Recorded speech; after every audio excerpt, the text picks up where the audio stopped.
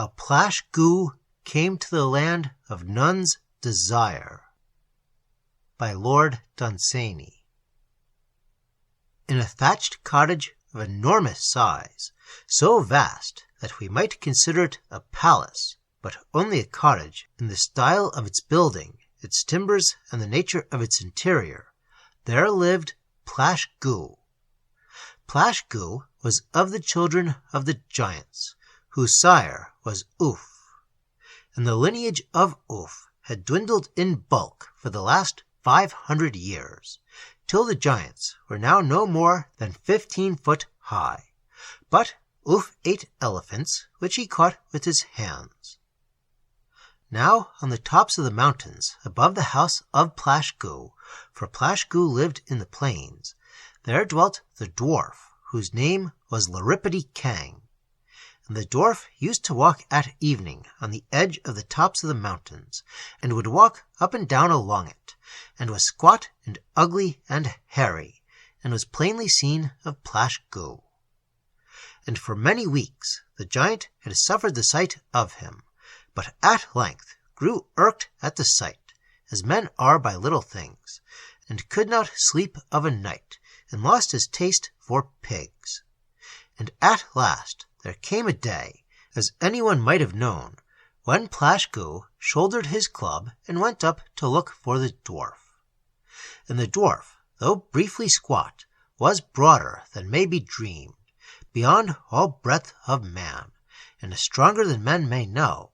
Strength in its very essence dwelt in that little frame, as a spark in the heart of a flint.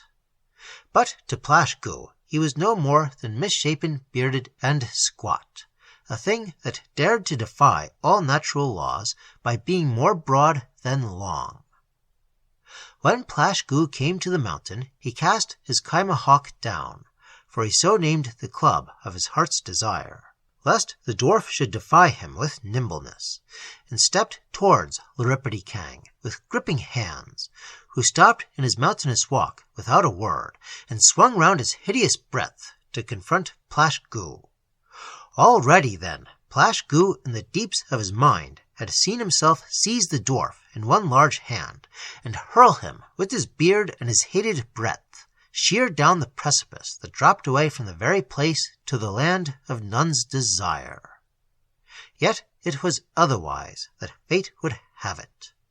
For the Dwarf parried with his little arms the grip of those monstrous hands, and gradually working along the enormous limbs, came at length to the giant's body, where by dwarfish cunning he obtained a grip, and turning Plash-Goo about, as a spider does some great fly, till his little grip was suitable to his purpose, he suddenly lifted the giant over his head, slowly at first, by the edge of that precipice whose base sheer distance hid.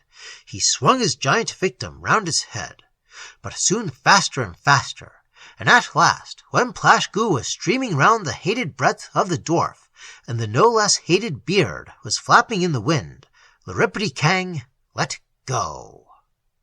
Plash-Goo shot over the edge, and for some way further, out towards space, like a stone. Then he began to fall. It was long before he believed and truly knew that this was really he that fell from this mountain, for we do not associate such dooms with ourselves. But when he had fallen for some while through the evening, and saw below him, where there had been nothing to see, or began to see, the glimmer of tiny fields, then his optimism departed. Till later on, when the fields were greener and larger, he saw that this was indeed, and growing now terribly nearer, the very land to which he had destined the Dwarf.